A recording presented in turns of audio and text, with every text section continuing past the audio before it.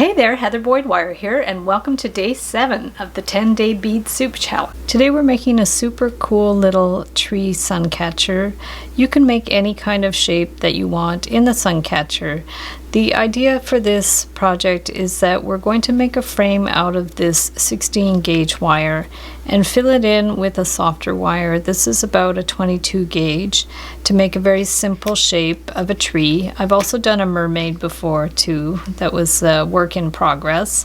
You're going to need this crystal clear lacquer or any kind of resin that you like.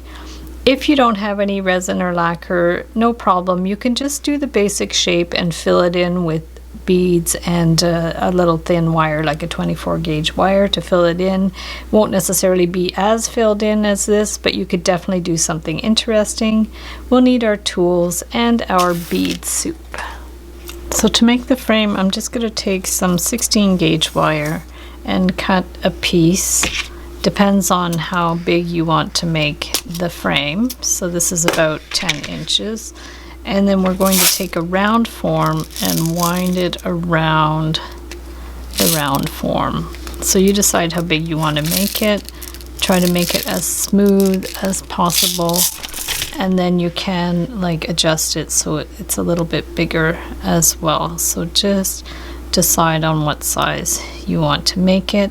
And then because we don't really want any overlapping, we're just going to do a couple of rings beside each other at the top. So get your round plier, twist it around one way, and then decide like how big you want this to be. And then we're going to form the other ring beside it. And this way it's going to lay flat. We can put a couple jump rings in there after. So we're just going to clip that one there and pinch that one flat, and this is going to be our frame. So from there we want to fill it in with the tree shape or whatever shape you decide you want to do. I'm going to use 22 gauge wire. It's softer than the 20. It's easier to work with. So cut a good long piece of the wire, say about a meter, 3 feet, something like that. So I can draw out a template. I'll put it in the Facebook event page or the community section if you need a template, or you can screenshot it once it's done. So we're just going to take this one here and start forming our tree. So we're just going to go around the bottom here and then up here. And then if you want to kind of give the impression of the roots, you can just bend it down at certain places. And we're going to bring this one around, bring it through here, bend it around a couple of times, and then you can do like another little root there. It's easy to bring around because this is open at the top, so it's easy just to slide it through there and then just keep forming your shape of the roots. And then once you're happy with it, you can bring it up here. So here too, we can just bring it around, maybe do one more, bring that one up here, that way, through there. So shape it how you want for the tree. Could be very stylized. And then we're just going to bring this one up. And if you want to give a little shape to your tree, you can do that too. So we're going to bring that here and then just bring this one down to the side.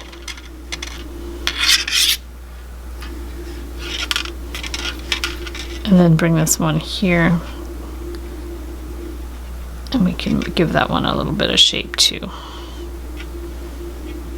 And then bring that one down here. Bring that around here.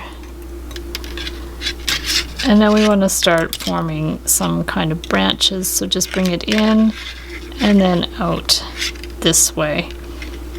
Around. And back down. In. Shape it around.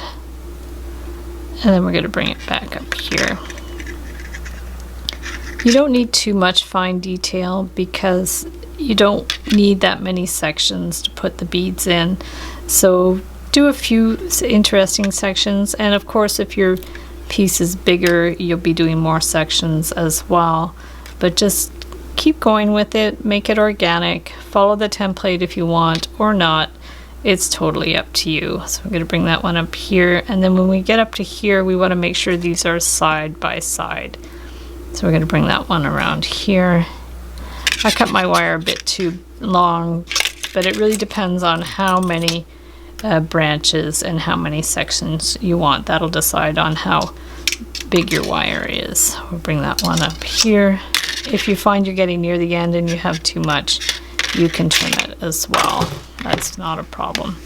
So we're going to go in here and back down, bring that one out here, and then we're going to finish it over here. So now I can see I can actually clip that end off, bring this one in here,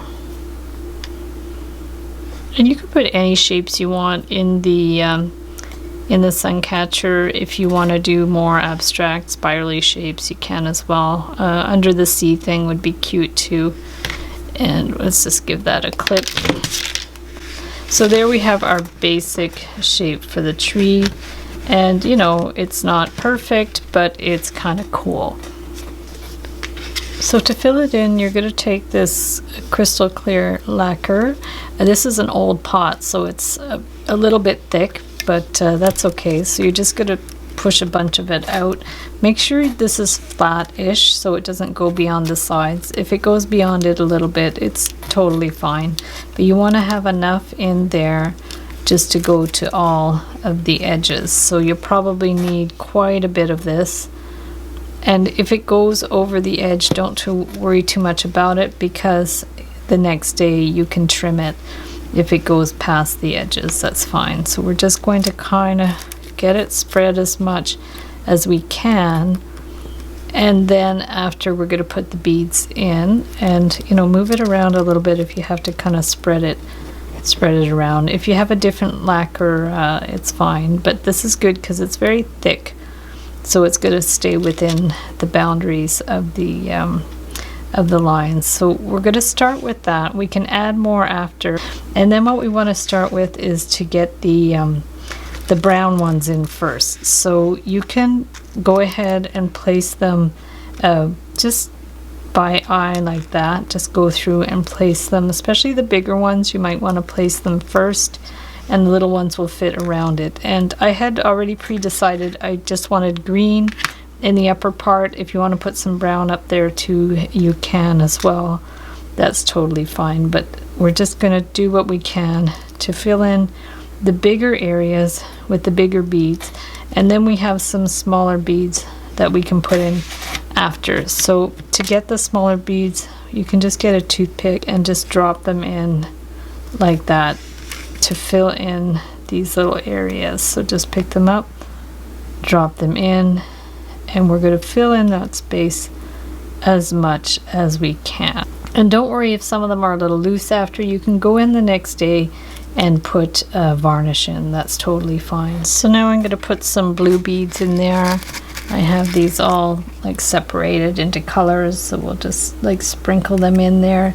If you get some that you don't like that are too big, you can always pull them out, but this is just sort of a nice little mix of smaller blue beads. If I don't like that, I'll just take that one out. You want to get as close to the edge as possible, so just keep using your toothpick to fix them in the areas that you need. If they go over the line, just pop them over and push them into the corners as you need them. So once you're happy with that, you can start putting green or whatever color you want up in the branches. So you can just sprinkle them on. If it's easier, just go in like that, and then you can always adjust after. So we're just going to bring them in here. Some of them might be too big, so you can just remove them and then just go through your beads and see which ones you want in there. You can just remove them if there's some that are too big. You can save them for after, and then if you want to just sprinkle some small ones in there, it's nice to have like a little contrast of big and small, and you still want to be able to see the branches, so keep that in mind. So we're just going to do a few like that, and then we can start adjusting them. And what you can do is, if you find you don't have enough of the lacquer, just get some more and just carefully, this, like I said, is very thick, so just carefully bring a little bit more on and then spread it around. Okay, we're just gonna you want them all to be like soaked in the lacquer, so they're gonna stick. And like I said, if any of them are loose, you can always add lacquer the next day. And try to have a look and see if you can see some of the branches. You don't have to see all of the branches, but it's nice if you're going to be able to see them. Like this will dry clear, so you'll be able to see some through there, but make sure they're not like totally covered with the beads. And then down here, it's up to you. If you want to put more green to represent the grass, you can. So maybe we'll just use the small beads for that. So I'm just going to go in and put a few of the little beads in between the roots. And try to differentiate the roots from the grass. And then if you need a little more lacquer on there, you can just spread a little bit more on top. So anywhere you see you're missing some lacquer, just go ahead, and then tomorrow we can add more if we need to. So there you go, we're going to let it dry now. So once the sun catcher is dry, if you have any little bits outside like that, you can just go ahead and trim them with your cutters or with some scissors, because sometimes the resin leaks underneath the frame. So just go ahead and get, like I said, your cutters or your scissors and just trim it up. So there, I've trimmed the edges and it looks really cool. So once it's dry, you're just going to get a couple of jump rings and just stick them in the top here and close them up. And then this way you're going to have a way to hang it up, or you can just put a string up from there. This is small enough it could even be a pendant, and that would be totally fine too. So you could just put a couple of rings that way, and then you can put another ring this way, and you can just hang it up like that. So I bought some of this Mod Podge Dimensional Magic. I was looking for my clear lacquer at Michael's and I couldn't find any, so I thought I'd try this one. And we're just gonna use a flat wire to go around the outside, because I can see already that this is quite liquidy. So if you're going to use the flat wire, we're just going to bring it around in a little round shape like we did before, and to make it so it's not overlapping at all, we're just going to cut it flush and then take our round pliers like we did before and just bring that around. And then we can do the same on this side. You know, decide how big you want to make it. I'm not going to make it too big because I'm not sure how well this Mod Podge is going to work. So we're going to bring this one around here, and then these will go together. Place it back on our flat. You need a very flat surface, otherwise it will kind of leak out. We're just going to place it on there, and this is wax paper, so it's not going to stick. So then from there we can make some little wire shapes in there just to differentiate the areas. I'm just going to experiment with making some shapes out of this flat wire to go inside to differentiate the shapes, just to be consistent with what we're doing. I'm not really going to make any specific shapes just because it's a little bit more complicated, and I don't know how it's going to turn out with the Mod Podge. So you can just make some shapes. We'll just put those ones in here, and then I'm going to open up this Mod Podge and see what it's like. No idea if this is going to work. So now we can just like put some of this podge around these areas around here. It's nice that it has like a little pointy end, so you can direct where the podge goes around. Stick that one in there, and this one around here. We've got a bubble, so we probably have to pop that. And then this one in here. Then you can get whatever beads you want to put in and just place them in the little sections. So now you can add more of this Mod Podge on top. Dimensional Mod Podge. I'm excited. So there we go. And around here, I don't know how long it takes to dry, so we'll see. And just make sure your beads are covered and that your podge is more or less to the same level all around. And then you can still like push down your beads a little bit if you have to. So we're gonna let that dry. So here's the final results with the sun catchers. This is the one done with the Dimensional Magic Mod Podge. I found it was very liquidy. It went like from underneath, it leaked underneath, and then it's still kind of cloudy on the back. So I'm not convinced this is the best method unless you have a solid background. This 3D crystal lacquer works really well. It's easy to use, it's nice and thick, it stays within the shapes, and it dries super clear. So thanks so much for watching the video. Give it a big thumbs up if you liked it. Be sure to subscribe to my channel for lots more DIY wire art and jewelry making videos. Hit the notification bell to be notified when I go live and when I post new videos. And if you'd like to share photos of your wire work, be sure to join the Wire Makers Club on Facebook. And if you'd like to check out my wire work on Etsy, my husband and I specialize in custom wedding cake toppers and funky jewelry.